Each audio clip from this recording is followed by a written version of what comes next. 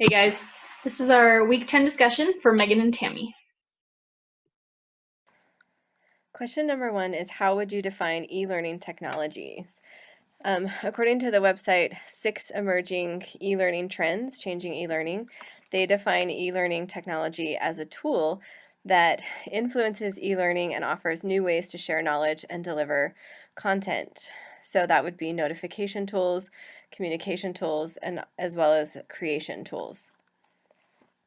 Question number 2 asks about the Chen, Huang, and Wang article. And it says, before conducting the evaluation study, what made the authors believe that MyNote would be a useful tool in e-learning? They really were looking to try to find a tool for online annotation, and they wanted to make sure that it was useful, that it was interactive, and that students could annotate on multimedia objects, and that they were also able to share those annotation notes with other learners in the class with them. So their evaluation showed that it was easy for people to use and to learn how to use the annotating features. It also showed that the majority of their participants expressed using it in the future, those that had learned how to use it. They also found that male participants found it more useful than their female participants.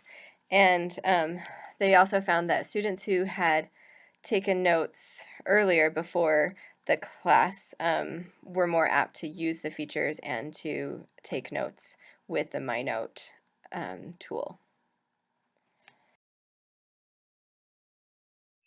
Okay, so question 3, what affects users' acceptance of technology? And of course, that's ease of use for the user and education on the system itself. There needs to be some level of understanding.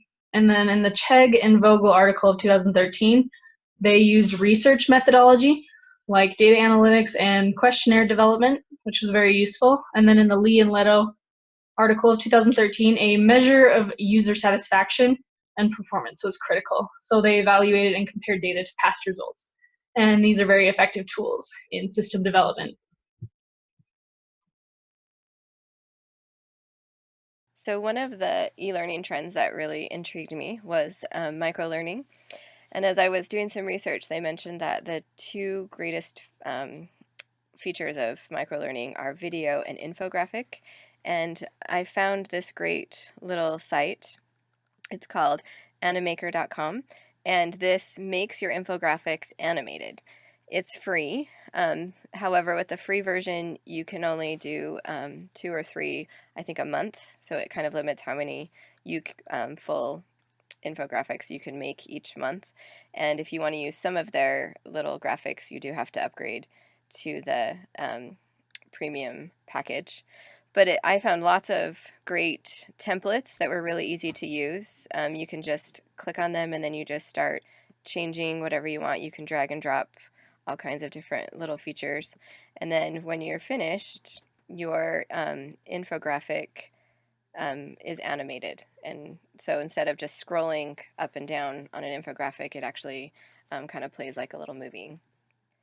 I thought this would be a great activity or a great tool for both public school, middle school, and the university level.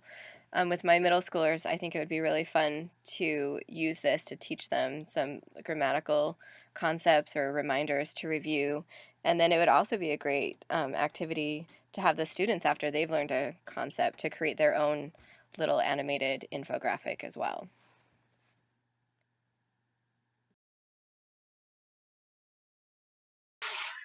So for question 4, an important e-learning tool, I would consider anything cloud-based, and one that sticks in my mind that I used to use all the time in middle school was Prezi. And if you guys have ever used this, let me show you.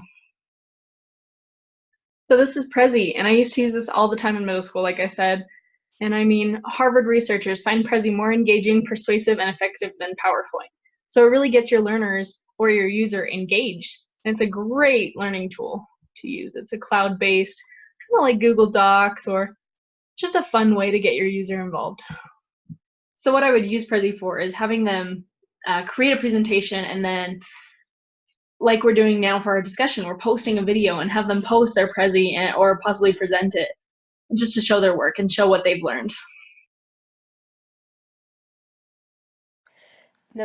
Question number 5 says, in general, which things do we need to consider before we choose a technology to use in our face-to-face, hybrid, or online classes? And I think we need to first consider time. Do our learners have enough time to learn the technology before using it to learn their content? Do they have enough time to master the features of it to make it really relevant and something that they would continue to use in the future? And also, is it relevant? Is the technology relevant to learning? Is this form of technology the best way to teach them that content? Or is this more of just using technology to use technology? Sometimes technology can be a distraction, so making sure that the technology tools that we choose are really effective and really useful and user-friendly for our learners. And another significant thing to keep in mind, especially with a lot of learners, is it mobile friendly? Because a lot of learners are using their mobile devices as their main device for learning, especially e-learning content.